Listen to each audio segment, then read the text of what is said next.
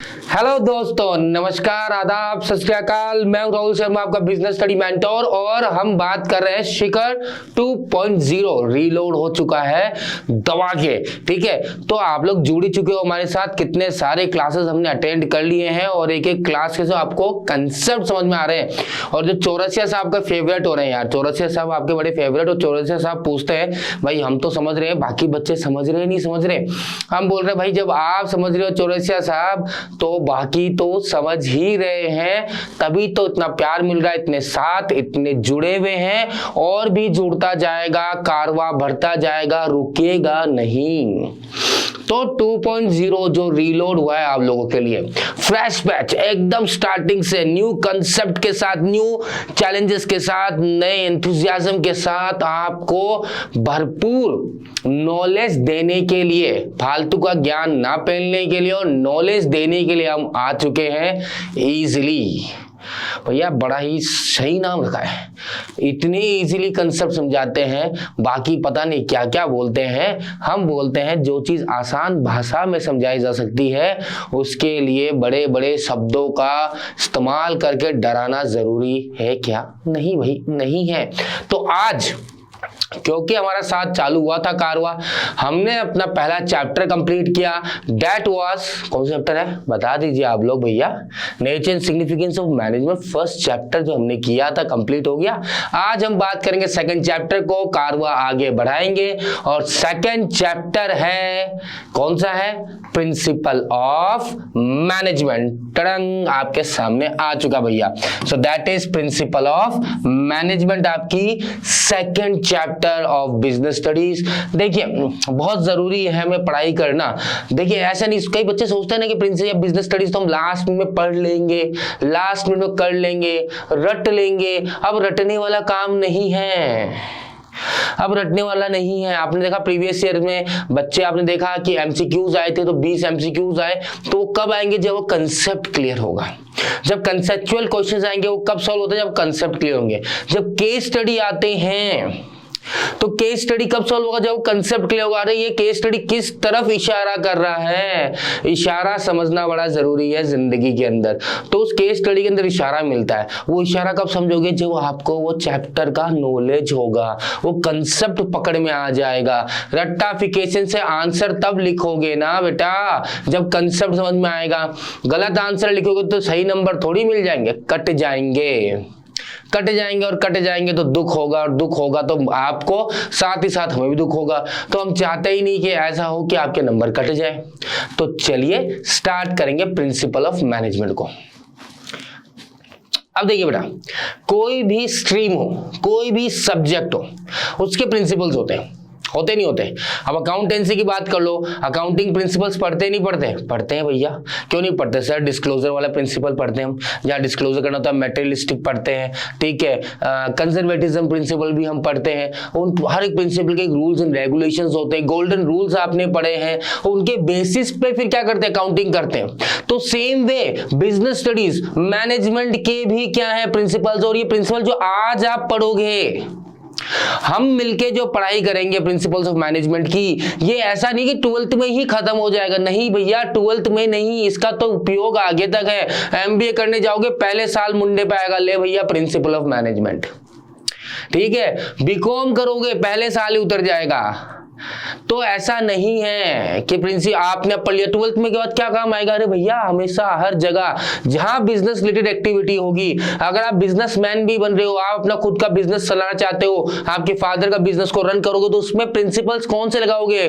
कई बार ऐसी सिचुएशन आएगी यार तो सॉल्व कैसे करें? तो वहां अगर आपके प्रिंसिपल मैनेजमेंट पढ़े हुए हैं, कंटेस्ट हो गए, बाय हार्ट हो गए, कंसेप्ट क्लियर हो गया, तो जिंदगी में जहां जरूरत पड़ेगी आप उसको लगा दोगे। So that's why principle of management is important topic। चलिए स्टार्ट करते हैं। तो कहना क्या चाहता है भैया प्रिंसिपल? तो हमारे ऑब्वियसली कौन है बता दीजिए? ये है हमारे चौरसिया साहब। कौन है? चौरसिया साहब हैं। और जैसे इंट्रोडक्शन करते हैं हमारे सबसे स्मार्टेस्ट बंदे को लेकर, मिस्टर एक्स। मिस्टर एक्स ये क्या कर रहे हैं, स्वागत कर रहे हैं आपका। आइए जी आइए, आज क्या सवाल लेकर आए हैं। तो चौरसिया साहब बड़े बन ठन के again the question raise Chaurasia साहब की, what does mean principles of management. Chaurasia साहब का सवाल किस भाषा में होगा, चौरसिया साहब की भाषा में होगा। चौरसिया साहब क्या पूछेंगे, भैया मिस्टर एक्स जी सूट बूट तो पहन रखे हो, बताओ प्रिंसिपल ऑफ मैनेजमेंट को मतलब क्या ही है। क्या बोल रहे हैं, प्रिंसिपल ऑफ मैनेजमेंट का मतलब क्या है भैया। फर्स्ट चैप्टर ये आपने बताया मेरे को, nature and significance of management, top level, middle level, lower level, operational, supervisory, सब समझ में आ गया, ठीक है। कोऑर्डिनेशन समझ में आ गया। पर जैसे ही आगे बढ़ा एक और हर्डल आ गया। क्या आ गया, हर्डल आ गया। और हर्डल क्या है, कुछ नहीं है, हर्डल सिर्फ इतना सा है कि भैया प्रिंसिपल ऑफ मैनेजमेंट क्या है, इसकी जरूरत क्या है, क्यों पढ़ना है। तो अब मिस्टर एक्स की बारी आती है। मिस्टर एक्स बोलते हैं, जैसे कि जिंदगी में हर किसी के rules, regulations, disciplines, ethics, values होते हैं, वैसे ही भाई किसी भी कोई संकट होता है तो बोलते हैं यार पापा ने मुझे वो राह दिखाई थी, मेरे दादाजी ने एक बात बताई थी, मेरी दादी माँ ने एक बात बताई थी, अगर ऐसे संकट में पड़ जाओ तो क्या करना है। वैसे ही बिजनेस में भी संकट होते हैं, ठीक है। बोलते हैं ना कि अगर कोई डर लग रहा हो तो क्या करते हैं, संकट मोचन हनुमान चालीसा कर लेते हैं, ठीक है, उससे डर गायब हो जाता है। वो क्या है, वैल्यूज है, वो क्या है, एक रास्ता है, उसको यूज कर सकते हैं। सेम वे बिजनेस, क्योंकि किससे भरा हुआ है, बिजनेस भरा हुआ है डायनेमिक इन्वायरमेंट, डीई। अगर इसको फुल फॉर्म लिखेंगे क्या लिखेंगे, डायनेमिक। एक मिनट हटा देते हैं इसको, हट जाओ भैया। क्या है बेटा, डायनेमिक इन्वायरमेंट है या नहीं है, है सब। अब इसमें बड़े बड़े चैलेंज आते हैं, चलते जाओ, चैलेंज आ गया, कोविड आपके सामने, डिमोनेटाइजेशन आपके सामने, देखा होगा डिमोनेटाइजेशन आपने देखा है यार, बड़ा मजेदार चीज थी। कुछ तो मीम्स भी बहुत तगड़े तगड़े बने थे उस टाइम के, है ना। सुबह सुबह एक रिपोर्टर जाता है पूछने के लिए भैया कैसा लग रहा है, फिर उसका जवाब आता है, उसके ऊपर खूब मीम बने। मीम तो आजकल हमारे यूं बन जाते हैं, कुछ आप बोल दो सडनली मीम बन जाते हैं, है ना। तो डायनेमिक इन्वायरमेंट है। अब इसमें क्या बेटा, पॉलिटिकल है, इकोनॉमिकल है, जो हम बिजनेस इन्वायरमेंट अगले चैप्टर करेंगे तो वहां पढ़ेंगे। तो पॉलिटिक्स में कोई चेंज आ गया, टेक्नोलॉजिकल में कोई चेंजेस आ गया, ठीक है। आप मान लीजिए इकोनॉमिक में कोई चेंजेस आ गए, ठीक है, लीगल रूल्स एंड रेगुलेशन में कोई चेंजेस आ गए, तो उस वजह से क्या होता है, आपका बिजनेस इन्वायरमेंट चेंज होता है। सोशल टेस्ट, लोगों के टेस्ट प्रेफरेंस चेंज हो गया। जैसे कि कोविड बाद लोग बोलते हैं हम हेल्दी फूड्स खाना ज्यादा प्रीफर करते हैं, हम बाहर का खाना प्रीफर करना कम कर दिया क्योंकि उससे हमारी इम्यूनिटी सिस्टम डिक्रीज हो जाती है। तो वो क्या है, चेंजेस आए नहीं आए। सो दैट्स व्हाई यहाँ पे बात कर रहे हैं हम डायनेमिक इन्वायरमेंट। तो अब ये क्या करेगा, डायनेमिक इन्वायरमेंट एक एक भाटा पकड़ेगा और फेंकेगा, ये ले, ये पकड़, ये चैलेंज पकड़, ये चैलेंज पकड़। अब उन चैलेंजेस को भैया आप कब तक डक करते रहोगे। भैया बॉलर आपको लगातार जो है बाउंसर मार रहा है और आप बार बार डक करते जा रहे हो, छोड़ते जा रहे हो। सामने वाला भैया आपको रन बनाने हैं, T20 का मैच चल रहा है, छोड़ थोड़ी दोगे, 2 बार छोड़ दे, तीसरी बार क्या, चौथी बार बल्ला पकड़ोगे, आओ ताओ देखोगे, घुमा दोगे। अब 2 चीज उसमें, जब आओ ना ताओ देखो घुमा दोगे तो उसको बोलते हैं ट्रायल एंड एरर मेथड।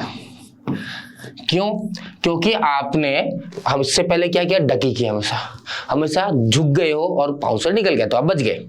अब पहली बार क्योंकि आपको रन बनाना था, टीम को जिताना था, तो आपने उठा के बल्ला घुमा दिया।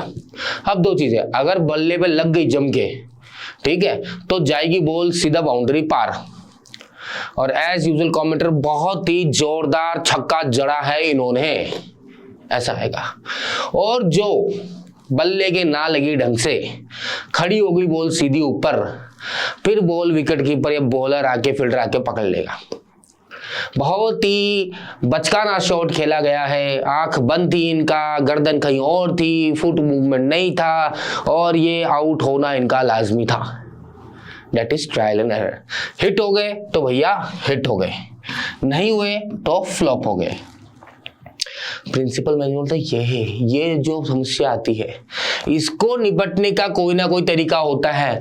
हमने क्या करा है, ऑब्जर्व किया है, हमने क्या करा, एक्सपेरिमेंट किया है, और उसके बाद देखा कि भैया ऐसी सिचुएशन होने पे इस तरह का सॉल्यूशन करने से इस तरह का रिजल्ट आने के चांसेस हैं। So that's why principal of management की बात की जाती है। क्यों चौरसिया साहब, समझ में आया नहीं आया? आया। तो चलिए आगे बात करते हैं, कहना क्या चाहता है ये। कहना चाहता है, पहले हम बात करते हैं भैया प्रिंसिपल क्या कहना चाहता है हमसे। तो हमने बोला ठीक है, प्रिंसिपल क्या बात कर लेते हैं। प्रिंसिपल का मतलब है refers to the statement which reflect the fundamental truth about some phenomena based on cause and effect relationship. तो प्रिंसिपल क्या है बेटा? बेसिकली हम बोल रहे हैं प्रिंसिपल्स ऑफ मैनेजमेंट। तो फर्स्टली हम सुनते हैं प्रिंसिपल्स होते क्या हैं। प्रिंसिपल्स होते हैं एक बेसिक ट्रूथ, फिनोमिना, इवेंट्स के ऊपर आधारित होते हैं ये। पर सच्चाई क्या है उसका कोई अभी तक जानकार नहीं है या जानकारी नहीं होती। तो बेसिकली स्टेटमेंट है बेटा जो फंडामेंटल ट्रूथ बताता है आपको अबाउट सम फिनोमिना, कोई चीज जो फैक्ट पे बेस्ड है, ठीक है, उसका इफेक्ट देखा गया, उसका रिव्यू देखा गया भाई ऐसी चीज होने पे क्या होता है, इवेंट फैक्ट बेस्ड बात हो रही है। और साथ ही साथ क्या हो रहा है, कॉज एंड इफेक्ट रिलेशनशिप, अगर आप ये करोगे तो उसका नतीजा क्या निकलेगा। बोलते हैं ना, अरे तूने करा ही ऐसा तो नतीजा तो यही आएगा यार। बोलते नहीं बोलते, आपने करा है, आपका कर्म ऐसा है तो ये होना ही था, विच मीन्स आपने ये किया फिर आपका ये रिजल्ट आया, that is cause and effect. So principle of management also says कि refers to statement which reflect the fundamental truth about some phenomena based on cause and effect relationship।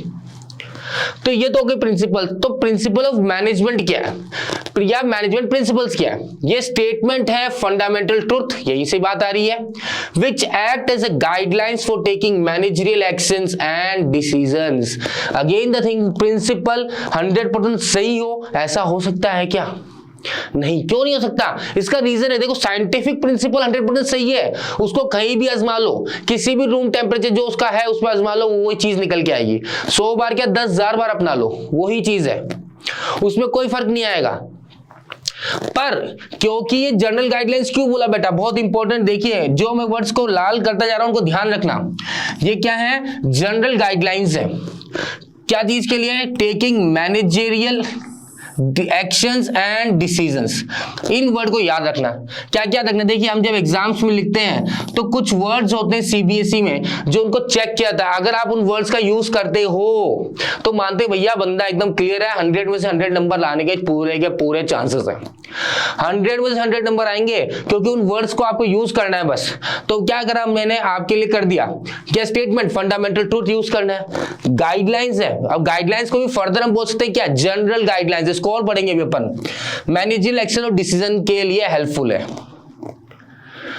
तो कहना क्या जाता है कि भैया साइंटिफिक प्रिंसिपल जो होते हैं वो एकदम सटीक होते हैं, क्योंकि उनको कहीं भी आजमा लो, ठीक है, समझिए इस को।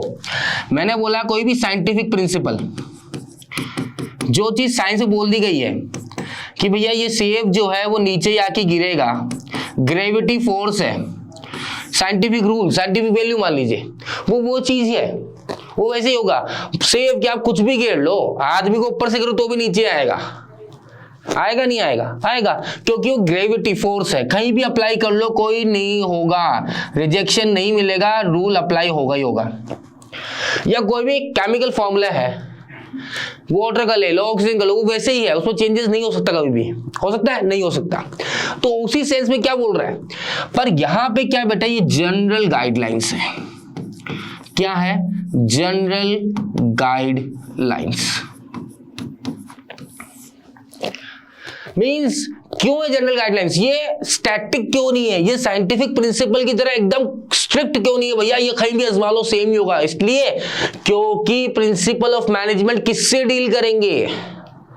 मिस्टर एक्स जी बता रहे हैं, चौरसिया साहब से पूछ रहे हैं, चौरसिया साहब बताइए जो आपको डराने के लिए काम आता था बचपन में, वो क्या आपके छोटे भाई को काम आया? नहीं आया।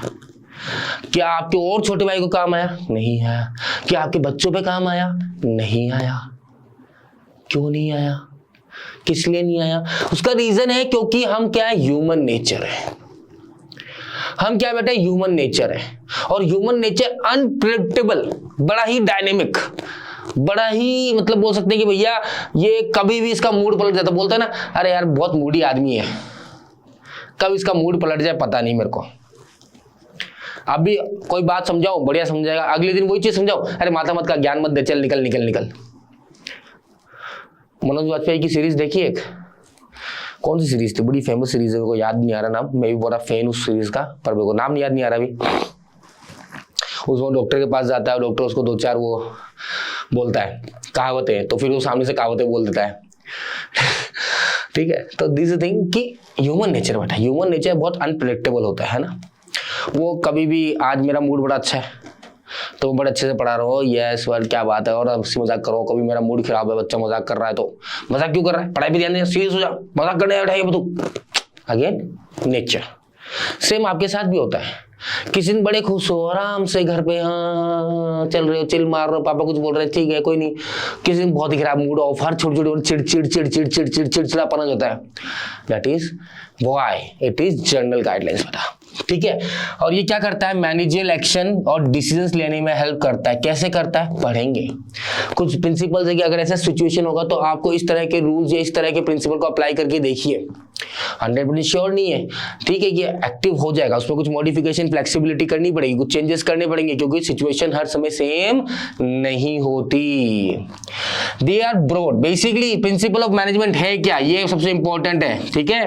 Principal management are broad and general guidelines for decision making and behaviours of manager. Simple शब्दों में this is the proper definition, आप लिख सकते हो, यूज कर सकते हो, समझा सकते हो, ठीक है। ये आप एकदम बढ़िया आराम से, कोई लोड नहीं है इसके अंदर, आप इसको यूज कर सकते हो। So they are broad and general guidelines for decision making and behaviour of managers. तो क्लियर है प्रिंसिपल मैनेजमेंट, भैया प्रिंसिपल का मतलब हमने समझ लिया, मैनेजमेंट प्रिंसिपल समझ लिया, और टू द पॉइंट बात कर लिया। बेसिकली है क्या, जनरल गाइडलाइंस है डिसीजन मेकिंग के लिए, और डिसीजन मेकिंग कौन करेगा, मैनेजर्स करेंगे। और ये है क्या, बेसिकली ये बिहेवियरल नेचर का है। क्यों है, क्योंकि हम डील किससे करते हैं, यहाँ पे हम डील करते हैं, किससे करते हैं, हम डील करते हैं ह्यूमन बिहेवियर से। क्लियर है, आगे बढ़े, चलिए जी।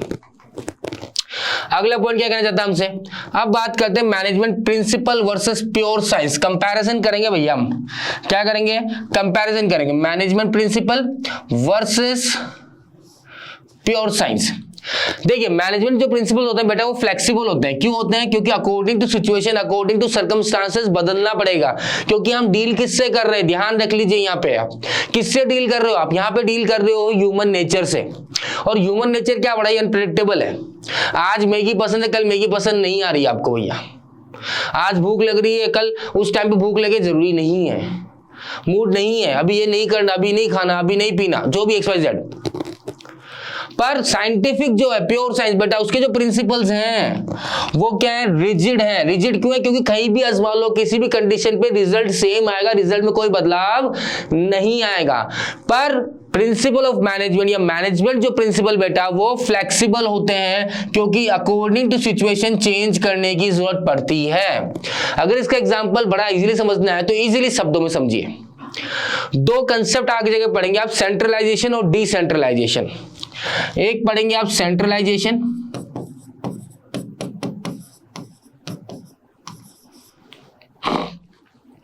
और एक पढ़ेंगे आप डिसेंट्रलाइजेशन।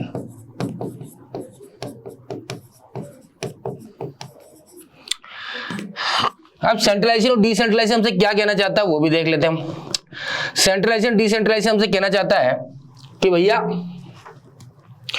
किसी ऑर्गेनाइजेशन में क्या होता है कि जो ओनर होता है वो सारे पावर अपने पास रखता है, और बोलता है वही बोलेगा भाई क्या काम करना क्या नहीं करना, बाकी और किसी के पास कोई पावर नहीं होती। डिसेंट्रलाइजेशन ऑर्गेनाइजेशन बड़ी होने लग जाती है। जैसे छोटी ऑर्गेनाइजेशन है, आपने कोई छोटी सी दुकान खोली, सारे डिसीजन आप ले रहे हो, तो मतलब आप सेंट्रलाइज कर रहे हो। डिसेंट्रलाइजेशन जब बड़ी सी शॉप होती है, ऑर्गेनाइजेशन होता है, ग्रो करता है, तो वहां पे सारे डिसीजन अगर आप लोगे तो आपका टाइम वेस्ट होगा। फिर क्या करते हो आप, पावर्स को डिस्ट्रीब्यूट करते हो। सेम आप स्कूल्स में देख लीजिए, कुछ पावर्स तो कौन रखता है अपने पास, प्रिंसिपल रखता है, इंपॉर्टेंट पावर्स। बाकी छोटे मोटे पावर्स किसको दे रखे हैं, जो वाइस प्रेसिडेंट उसको, वाइस प्रिंसिपल उसको भी दे रखे हैं, साथ ही साथ जो टीचर्स उनको भी दे रखा है। कुछ पावर्स मॉनिटर्स जो बनते हैं क्लास में तो उनको भी दे रखा है, ठीक है। तो ऐसे क्या हुआ, डिसेंट्रलाइजेशन हुआ। तो अब किसी ऑर्गेनाइजेशन में सेंट्रलाइजेशन चलेगा, किसी में डिसेंट्रलाइजेशन चलेगा, according to situation, nature and size of the organisation depend करेगा, तो इसलिए वो फ्लेक्सिबल है।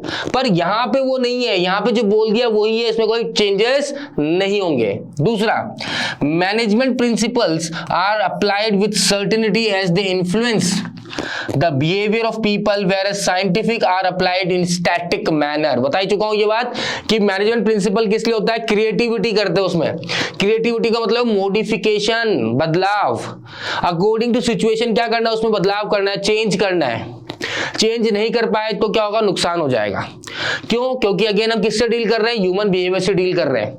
जैसे कि एग्जांपल मैंने आपको पहले भी दिया था, वापस ये बेस्ट एग्जांपल मैं मानता हूं अपनी लाइफ में, कि आपने किसी को देखा रूठे हुए और आपने देखा वो बंदे को अगर जोक सुना दिया, खुश हो गया, तो आपके दिमाग में एक छवि बन गई, एक इमेज क्रिएट हो गया कि अगर कोई बंदा उदास है, ठीक है, तो उसको कोई जोक सुना दीजिए, ठीक है, कोई चिंटू बिंटू की जोक सुना दीजिए, ठीक है, कोई मोटू पतलू का जोक सुना दीजिए और वो खुश हो जाएगा, वो खुश हो जाएगा। पर यह हर जगह अप्लाई हुआ क्या? नहीं, क्योंकि सिचुएशन किसी और जगह और हो सकती है। कोई और आदमी उदास है, उसके रीजंस और हो सकते हैं। अब उसका कोई रीजन गलत है, उदास है, और आप जाके जोक सुनाओगे तो फिर चाटे ही पड़ेंगे बेटा आपको। पढ़ेंगे नहीं पढ़ेंगे, पढ़ेंगे, ठीक है। तो दैट्स वाई क्या होता है, फ्लेक्सिबल होता है, that's why can be modified, क्योंकि किससे डील करते हैं बेटा, ह्यूमन बिहेवियर से डील करते हैं। जबकि साइंटिफिक स्टैटिक मैनर में कुछ भी कर लो यही रिजल्ट आएगा, ज्यादा जिग करने की जरूरत नहीं है। Management principle have to change with the change in business environment, scientific do not change. Business environment में कोई बदलाव आ जाए, टाइम बीत जाए, 10 साल 20 साल बाद भी प्रिंसिपल साइंटिफिक वो ही रहेगा, क्योंकि वो चीज प्रूवन है और वही होगी। पर मैनेजमेंट प्रिंसिपल ऐसा नहीं है। जैसे जैसे बिजनेस एनवायरनमेंट में बदलाव आएगा, वैसे वैसे आपके प्रिंसिपल्स में भी चेंजेस आएंगे बेटा। और प्रिंसिपल चेंजेस आने जरूरी है, तभी तो आप ऑर्गेनाइजेशन टिका पाओगे। अब जैसे आप देख लीजिए, कोविड आया तो पुराने प्रिंसिपल्स के साथ चल सकते थे क्या? ऑफिस आना ही पड़ेगा आपको काम करने के लिए, चल सकते थे क्या? नहीं, ठीक है, चले नहीं चले। बच्चे पढ़ाई कर रहे थे, स्कूल आना पड़ेगा? नहीं। कोचिंग आनी पड़ेगी? नहीं। कैसे हुआ? कोई बात नहीं, चेंज करा, एनवायरनमेंट के साथ बदलाव किया, टेक्नोलॉजी डेवलपमेंट हो गया, घर से कर रहे हैं, कोचिंग ऑनलाइन चल रहा है, यूट्यूब पे चल रहा है। आप और हम ऐसे ही तो मिल रहे हैं लगातार अभी तक। और चौरसिया साहब भी तो आगे समझने, देखिए इतनी दूर से आ गए चौरसिया, बढ़िया हो। आजकल थोड़े मोटे होते जा रहे, थोड़ा कम खाया करो। हाँ, चले आगे, क्लियर? चलिए जी, दूसरा क्या बोल रहा है, मैनेजमेंट प्रिंसिपल किससे कंपेयर करना है बेटा? मैनेजमेंट के टेक्निक्स से कंपेयर करना है। मैनेजमेंट टेक्निक्स अलग है मैनेजमेंट प्रिंसिपल। तो क्या बोल रहा है, management principle are guidelines for managerial action, whereas management techniques are methods and procedure. किस तरह से काम करना है वो टेक्निक्स होते हैं बेटा। किस तरह से काम करना क्या कहलाता है? टेक्निक कहलाता है। जबकि गाइडलाइंस क्या कहलाएगा? आपके मैनेजमेंट प्रिंसिपल्स आपके गाइडलाइंस हैं कि आप ऐसी सिचुएशन में क्या डिसीजंस लोगे, ठीक है। जैसे कि एग्जांपल ले लीजिए आप, इक्विटी, समानता, सबको बराबर मानना, सोशल अवेयरनेस लोगों के अंदर आ चुका, भैया अब आप हमारे साथ भेदभाव नहीं कर सकते। पहले करते थे लोग, पर अब कर सकते हैं? नहीं कर सकते। टाइम के हिसाब से क्या हुआ? चेंज हुआ, ठीक है। ये प्रिंसिपल है, पर किस तरह से करना है वो प्रोसीजर, काम को कैसे कंप्लीट करना है वो मेथड्स एंड प्रोसीजर्स हैं। तो मैनेजमेंट प्रिंसिपल एक जनरल गाइडलाइन है, फॉलो करना है आपको। आपको बोल दिया, जैसे नॉर्मली होता है ना कि यहाँ पे थूकना मना है, कोई तो मान लेता है और कोई नहीं मानता। लिख दिया भैया यहाँ कचरा मत डालिए, कोई समझदार आदमी कचरा नहीं डालेगा, स्वच्छ भारत अभियान चल रहा है। अब कोई है, अरे मैं कहाँ जाऊंगा डालने के लिए यार, दूर जाऊंगा क्या, ये ले डाल दिया, मतलब चल यहाँ से चलते। 500 रुपये जुर्माना लगेगा, कौन देगा 500 रुपये, कौन रोकने आएगा मेरे को? समझ रहे बात? ह्यूमन बिहेवियर जनरल गाइडलाइंस है, वो गाइडलाइन है ना, जनरल गाइडलाइन लिखा हुआ आपके लिए, वही यहाँ पे कचरा मत डालिए, यहाँ पे थूकना मना है। पर कैसा मान लेते हैं लोग, कुछ मानते हैं और कुछ अपने हिसाब से। क्यों? क्योंकि मूडी है। अरे अपनी दुख, अरे कौन रोके, कर दे जो करना है यार, यहाँ पे थूक रहा है, वहां पे गंदगी फैला रहा है। समय के हिसाब से बदलाव, चेंजेस, ठीक है। वही कैसे करना है उस प्रोसीजर को, उस काम को कंप्लीट कैसे करना है, वो मेथड्स और प्रोसीजर क्या होता है? टेक्निक्स होते हैं। Management principles are flexible as compare to technique. Again the same thing जो हमने साइंटिफिक मैनेजमेंट प्रिंसिपल और प्योर साइंस को लेकर पढ़ा कि मैनेजमेंट प्रिंसिपल के अंदर फ्लेक्सिबल होते हैं, अकॉर्डिंग सिचुएशन चेंज करा जा सकता है। अब हम प्रिंसिपल्स को पढ़ेंगे, there are 14 principles and there are scientific techniques and principle जो है टेलर भाई साहब को भी लेकर आएंगे, साथ ही साथ हम फेयोल भाई साहब को भी लेकर आएंगे, हेनरी फेयोल को भी लेकर आएंगे, एफ टेलर को भी लेकर आएंगे और प्रिंसिपल्स को पढ़ेंगे कैसे आप चेंज कर सकते हो। जैसे मतलब सेंट्रलाइजेशन डिसेंट्रलाइजेशन के आपको मैंने बताया अभी आपको, ठीक है, ऐसे इक्विटी को लेकर बताया, रेम्यूनरेशन को लेकर बात करेंगे, subordination of individual interest over general interest को लेकर बात करेंगे, एस्प्रिट डी कॉर्प्स को लेकर बात करेंगे, बहुत सारे प्रिंसिपल्स को लेकर बात करेंगे और कैसे कैसे किस तरह किस सिचुएशन, जैसे बात करें डिवीजन ऑफ वर्क को लेकर, एक बड़ा ही अच्छा टॉपिक है डिवीजन ऑफ वर्क। आप समझिए इसको, बड़ा डिवीजन ऑफ वर्क क्या कहता है बेटा, काम को बांट देना। अगर किसी काम को अच्छी तरह करना है तो किसी एक पे बर्डन मत डालो, सिंपल शब्दों में। अभी कुछ दिन कुछ दिन अपनी शादी, घर में शादी थी मेरी सिस्टर की, तो वहां गया हुआ था, ठीक है। तो वहां पे अगेन जैसे मैं बोलता हूँ शादी ब्याह is equal to management, simple सा लॉजिक है, शादी ब्याह इज इक्वल टू मैनेजमेंट, बात खत्म। वहां पे था हाबड़ तोबड़ मची हुई है, हाबड़ तोबड़, अरे तू ये कर देना, अरे तू सब्जी लिया, अरे तू दूध लेके आ जाना, अरे फटाफट, अरे यार हलवाई वाला फोन कर रहा, धनिया नहीं आया अभी तक, 4 किलो धनिया लेते हुए, अरे तू डिस्पोजल ग्लास लेकर आ, ऐसे पागल हो रहे हैं, दम दम दम दम जी, ठीक है। तो मैं यहाँ पे था, छुट्टी ली मैंने 3 तारीख को, 5 तारीख की शादी थी, तो 3 तारीख को मैंने छुट्टी ली, आधा दिन आया तो ऑफिस में चला गया। वहां गया, घर पहुंचा, मैंने थोड़ा आराम करूंगा यार, सुबह का थका हुआ, धूप भी तेज थी आज उस दिन, तो मैं थोड़ा आराम करूंगा। आप पहुंचा, मैंने यार आधी कप चाय बना दो। चाय पीना दुश्वार हो गया भैया मेरा, चाय पीना दुश्वार हो गया। कैसे? ऐसे दुश्वार हो गया कि मैं जैसे चाय पिया उतने में तो ये, अरे यार वो बेसन नहीं आया, अरे वो हलवाई ऊपर से बोल रहा धनिया लेकर आ, अरे वो डिस्पोजल ला चाय पीने के लिए, लोगों चाय किस में देगा, अरे पानी के डिस्पोजल खत्म हो जाएंगे, शाम को लोग आएंगे खाना खाने के लिए, ऐसी हाबड़ तोबड़। वो भाई किसने बोला हाँ कॉफी लेकर आ, भाई वो सामान रात को खाने का फंक्शन था, कॉफी मशीन लगा दी वगैरह, स्टॉल वगैरह लगा था, कॉफी नहीं आई, कॉफी नहीं आई, कॉफी नहीं आई, 7 बजे मेहमान आ जाएंगे। मैंने बोला भैया अभी कितने बजे हैं, 3:30 बजे हैं यार, रुक जाओ, चाय पी लेने दो। एक बार चाय पिया, मैं उठा, मैंने बोला अब शांत हो जाओ सारे, क्या क्या काम बचा हुआ है पहले वो बताओ। उन्होंने लिस्ट बताई, ये बहुत सारी चीजें। मैंने कितने जने काम करने वाले, हम जितने भाई थे, मैं था, मेरे कजन्स थे, ठीक है, हम सब इकट्ठे हुए। क्या करा, काम को डिवाइड कर दिया, डिस्पोजल तू, सब्जी राशन तू, ठीक है, और वो म्यूजिक सिस्टम लगवाना है तेरी जिम्मेदारी है, तू हैंडल कर ले। बाहर हलवाइयों से जो भी माथापड़ी कैटरिंग का काम करना है, सारी जिम्मेदारी तेरी है, तू कर ले। मतलब 2 इन हाउस रो, 2 आउटसाइड रो, सब भागेंगे, कैसे होगा? को अरे वो कहाँ गया, अरे उसको काम दिया था वो कहाँ गया, अरे उसको कहाँ गया, काम खराब, एकदम रद्दल हो जाएगा, मजा ही नहीं आएगा, भागते रहोगे पर कुछ एंजॉय नहीं कर पाओगे। क्या किया मैंने वहां पे, डिवीजन ऑफ वर्क लगाया अकॉर्डिंग टू सिचुएशन।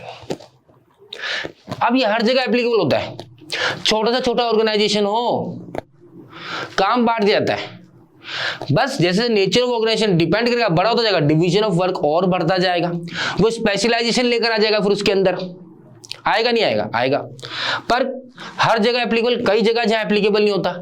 अब मान लीजिए कोई सर्विस देने वाला है, डॉक्टर है, अब उसको पता ऑपरेशन कैसे करते हैं, वो डिवीजन ऑफ वर्क नहीं कर सकता भैया, वो किसी और को देगा तो गलत नसें कट जाएगी, किडनी निकल जाएगी, कैंची अंदर रह जाएगी। समझ में आई बात? तो जहां पे आपकी पर्सनल सर्विस की रिक्वायरमेंट है वहां डिवीजन ऑफ वर्क एक्टिव नहीं होता, और जहां आपका साइज ऑफ ऑर्गेनाइजेशन बड़ा है वहां डिवीजन ऑफ वर्क एक्टिव हो जाता है। आया नहीं आया समझ में? मस्त मजेदार तरीके से चले आगे, चलिए जी, चलो भाई चौरस से आप आ जाइए। Next, management principle versus values. अब वैल्यूज तो पता है, वैल्यूज एथिक्स, ठीक है, ये इनबिल्ड होते हैं, सोसाइटी से होता है, हमारे कल्चर से होता है, हमारे जो परवरिश होती है उससे वैल्यूज डेवलप होते हैं, ठीक है। किसी के वैल्यूज होते हैं, भैया मैं सुबह उठते ही भगवान के दर्शन करता हूँ, ठीक है, माता पिता को प्रणाम करता हूँ, ठीक है, मैं झूठ नहीं बोलता, ये तो दुनिया भर को ही बोलता है। First thing whenever you talk to a girl, जब भी आप लड़की से बात करते हो, लड़की बोलती है तुम्हें क्या चीज बुरी लगती है, लड़का बोलेगा क्या बोलेगा, मुझे झूठ कतई पसंद नहीं है, और ये सबसे बड़ा झूठ है भैया, ये सबसे बड़ा झूठ है नहीं है, बोल तो है नहीं है भैया, बहुत बड़ा झूठ है ये। सबकी वैल्यूज होती है, तो वैल्यूज, ठीक है, किसी का होता है भैया मैं मेरा ये मानना है कि किसी की बुराई मत करो। किसी के वैल्यूज है कि वो हर किसी में बुराइयां ढूंढता है। तो आप जो सोसाइटी में पलते हो, आपका जो आसपास का नेचर है, आसपास में जिस तरह के आपके लोग रहते हैं, उनका बिहेवियर है, आपकी फैमिली का बिहेवियर, उस तरह से आपके अंदर एक वैल्यूज डेवलप होती है। Now comparison between principle management and values. Management principles are guidelines, बता ही चुका बेटा मैनेज इलेक्शन के लिए, where is values are rules for behaviour of individual in society. एक आदमी को किस तरह सोसाइटी के अंदर रहना चाहिए, से बोलते हैं ना, हाथ नहीं उठाना चाहिए औरतों पे, ऑलवेज रिस्पेक्ट द वुमन। ये क्या वैल्यूज हैं, उससे वो सोसाइटी एक्सपेक्ट करती है। और एक वैल्यूज है जो सोसाइटी एक ऑर्गेनाइजेशन से भी एक्सपेक्ट करती है। क्यों करती है? क्योंकि जितने भी रिसोर्सेज है ऑर्गेनाइजेशन के, भाई वो रिसोर्सेज प्रोवाइड कौन करता है? सोसाइटी करता है। तो सोसाइटी के कुछ वैल्यूज बनते हैं कि भैया अगर आप हमसे ये चीजें ले रहे हो और इन रिटर्न हम आपको रेवेन्यू भी जनरेट करके दे रहे हैं, तो कहीं ना कहीं आपकी ये जिम्मेदारी बनती है कि आप जो सामान दो वो अच्छा दो, खराब नहीं दो, उसमें मैल प्रैक्टिसेस नहीं होनी चाहिए, उसमें मिलावट नहीं होनी चाहिए, ज्यादा प्राइसिंग नहीं होनी चाहिए। कोविड में देखने को मिला था, बहुत सारे लोग, बहुत सारी दुकानें थे जो राशन की दुकानें थे, मैंने काफी लोगों को देखा जो क्या कर रहे थे बेटा, वो पैसे बढ़ा रहे थे जबरदस्ती क्या। जो चीज 100 रुपए की मिल रही थी वो 400 रुपए की पहुंचा दी। ऐसा नहीं था कि सप्लाई नहीं था मार्केट के अंदर, पर जबरदस्ती क्या करा, उसको होर्डिंग, ब्लैक होर्डिंग की गई, ब्लॉक कर दिया माल को। अरे गरीब लोग जिनको भी पैसे नहीं, बेचारे दिन भर कमाते हैं और फिर घर चलाते हैं, वो काम नहीं मिल रहा, उन लोगों को भी लूटा। बस में उनको छोड़ने जा रहे हैं, वहां लूट रहे हैं, 500 रुपए किराया ले रहे हैं। अरे जहां 50 मिलते हो 500 रुपए किराया ले रहे हैं। ये जो आप कर रहे हो गलत है, वो गलत है बेटा। तो वैल्यूज क्या है? वैल्यूज एक बिहेवियर, एक रूल्स है for behaviour of individual in society. Management principle are technical in nature, where is values are ethical in nature. तो टेक्निकल होते हैं बेटा, अकॉर्डिंग टू सिचुएशन बदलाव होता है, जबकि वैल्यूज एथिकल है कि क्या सही और क्या गलत है। कई बार कुछ न्यूज पढ़ते हो और आपको लगता है यार ये क्या हो रहा है हमारे देश के अंदर, लोग कैसे पागल हो गए। कई बार मैं पढ़ता हूं कुछ बच्चों को लेकर, आप लोग बच्चे में देखता हूं मैं, एक क्वेश्चन छूट गया एग्जाम के अंदर, आप लोग सुसाइड कर लेते हो यार, गलत बात है, ऐसा नहीं करना चाहिए। जिंदगी वही थोड़ी खत्म हो गई, एक क्वेश्चन के हिसाब से आपकी जिंदगी बन गई क्या? आपकी जिंदगी रोक दी गई, आपकी जिंदगी को बोल दिया कि भैया ये क्वेश्चन तेरी जिंदगी पे क्वेश्चन मार्क लगा दिया, इस क्वेश्चन को ना करने से तेरी जिंदगी खत्म हो गई क्या? नहीं, अरे बहुत लंबी है जिंदगी यार। एक क्वेश्चन, भाई उसको ये बाद में पता लगा, मैं क्वेश्चन छूट गया, उतना डिप्रेस हो गया, ऊपर गया 3 मंजिल पे और कूद गया नीचे। अरे यार बस वही थी क्या जिंदगी? एक क्वेश्चन थी आपके लिए जिंदगी? बहुत बड़ी जिंदगी है, बहुत सारे चैलेंजेस आएंगे। छोटे छोटे चैलेंजेस अगर आप हार मानने लग गए तो आगे जो लाइफ इतने बड़े बड़े चैलेंजेस फेंकती है ना, वो संभाल नहीं पाओगे।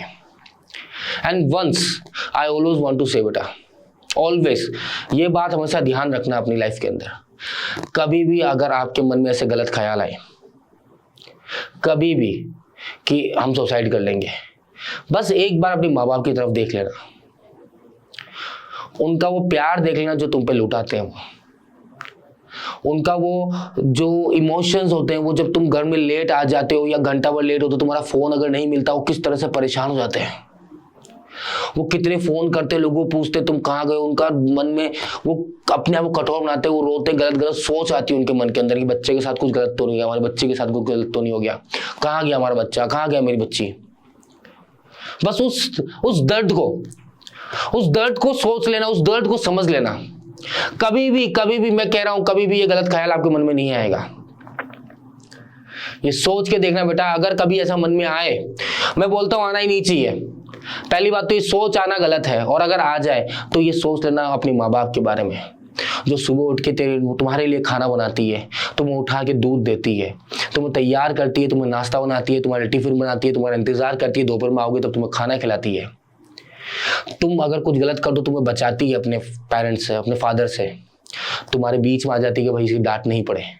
बस इतना सोच लेना, इतना ही, कभी ये गलत ख्याल मत लेके आना। तो चलिए अब बात करते हैं हमारे आगे की बात को लेकर। The principle insist on fulfilling of values and ethics of society. तो जैसे मैंने बताया आपको क्योंकि अब सोसाइटी क्या हो गई बेटा, अवेयर हो गई है। जो कस्टमर है वो अवेयर हो गया है, जो लोग हैं वो अवेयर हो गए हैं। अब वो भैया धोखाधड़ी बर्दाश्त नहीं करेंगे। तो अब प्रिंसिपल भी क्या करता है, जो प्रिंसिपल मैनेजमेंट वो बोलता है भैया जो वैल्यूज और एथिक्स है सोसाइटी के उसको फुलफिल करना है, उनको ध्यान रखना है। कैसे? इक्विटी, सबको बराबर रखो। फेयर रेम्यूनरेशन, कैसे भैया, जो जितना डिजर्व करता है उतना देना जरूरी है। पहले के लोग करते थे ना, कम पैसे देके ज्यादा काम कर लेते, वो नहीं चलेगा, वो कतई नहीं चलेगा, एक्सेप्ट नहीं किया जाएगा। फेयर रेम्यूनरेशन, इक्विटी, ठीक है। यूनिटी ऑफ डायरेक्शन देख लीजिए, ठीक है। यूनिटी ऑफ कमांड देख लीजिए। यूनिटी ऑफ कमांड का मतलब ये होता है कि भैया एक आदमी को, जैसे मैंने बताया उस दिन मेरे घर में शादी थी, अब मेरे को मान लीजिए यहाँ से मेरे मामा जी की बच्ची की शादी, मामा जी भी ऑर्डर दे रहे, मेरे फादर भी ऑर्डर दे दे मुझे, फिर मेरे बड़े पापा थे, बड़े मामा थे, वो भी ऑर्डर दे दे, तो मैं किस किस के ऑर्डर पूरे करूंगा? मुझे कंफ्यूज हो जाएगा, नहीं होगा? हो जाएगा। तो क्या करा, यहाँ पे डिवाइड कर दिया, एक ही जना ऑर्डर देगा, भैया तेरे पास इसका कॉल आएगा, तेरे पास इसका कॉल आएगा, तू काम इसका संभालना, तू काम इसका संभालना। अब वो कंफ्यूजन नहीं होगी, अब उसे कंफ्यूजन नहीं होगी। सो दैट इज क्या बेटा, वो यूनिटी ऑफ कमांड है। फेयर रेम्यूनरेशन, जो जितना डिजर्व करता है उसे मिलना चाहिए। इक्विटी, बराबर होना चाहिए। ये कहां से आई? वैल्यूज आए, कहां से आए? सोसाइटी से आया। तो कहीं ना कहीं प्रिंसिपल ऑफ मैनेजमेंट भी ध्यान दे रहा है भैया वैल्यूज और एथिक्स ऑफ सोसाइटी को फुलफिल करने को लेकर। So this is the meaning of principle of management. Clear है? आगे बात समझ में, प्रिंसिपल मैनेजमेंट की मीनिंग्स क्लियर हो गई है। चलिए बात करते हैं हम इसके फीचर्स को लेकर। अच्छा, अभी एक चीज रह गई हमारा, that is derivation of management principles. Derivation of management principle हमसे क्या कहा जाता है? Deep observation. भैया बना कहां से? सिंपल सा है कि ये प्रिंसिपल ऑफ मैनेजमेंट बने कहां से हैं, कहां से जन्म हुआ इनका प्रिंसिपल मैनेजमेंट का? ऐसे आ गए क्या प्रिंसिपल मैनेजमेंट? नहीं, ऐसे तो नहीं है। क्या हुआ? डीप ऑब्जर्वेशन किया गया, रिपीटेड एक्सपेरिमेंट्स किए गए। डीप ऑब्जर्वेशन, किसी चीज को तो आपने देखा कि ऐसा करने से उसका इफेक्ट क्या आएगा, कॉज और इफेक्ट क्या होगा, जैसा भी मैंने आपको बताया। यूनिटी ऑफ कमांड,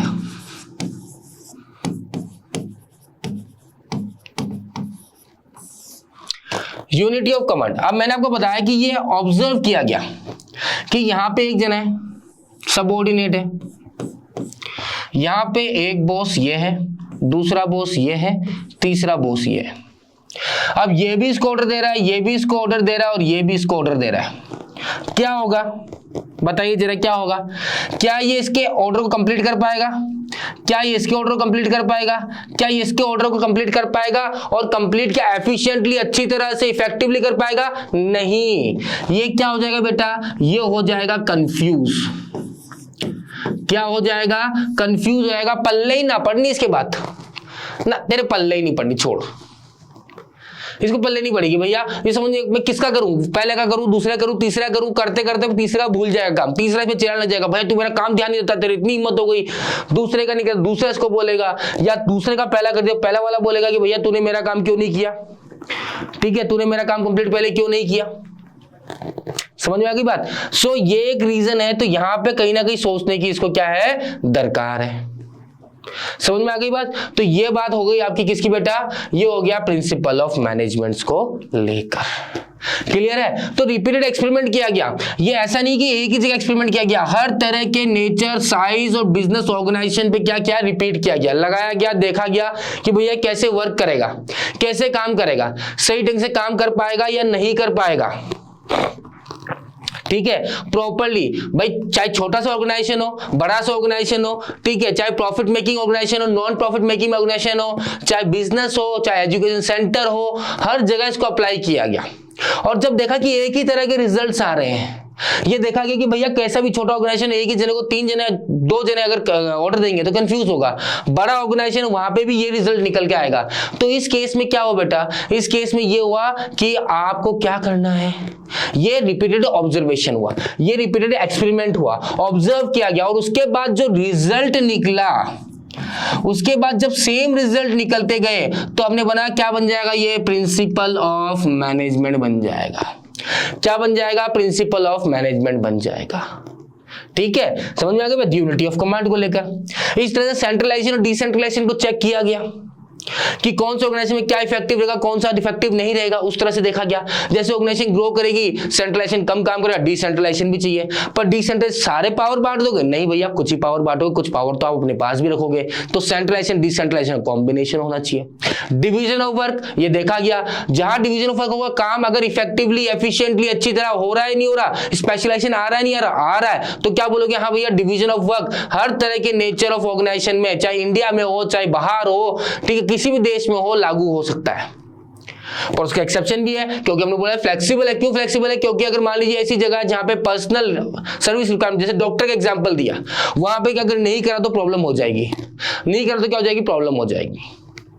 तो दैट्स व्हाई क्या है बेटा, डीप ऑब्जर्वेशन, ध्यान से देखा गया, समझा गया कि ये चीज एप्लीकेबल हो पाएगी नहीं हो पाएगी। और दूसरा क्या किया गया? रिपीटेड एक्सपेरिमेंट्स किए गए। Is it clear? आ गई बात समझ में? तो इसी के साथ हमने क्या कंप्लीट किया? हमने कंप्लीट किया हमारा प्रिंसिपल ऑफ मैनेजमेंट के मीनिंग को। किसको कंप्लीट किया? प्रिंसिपल ऑफ मैनेजमेंट के मीनिंग को कंप्लीट कर दिया है।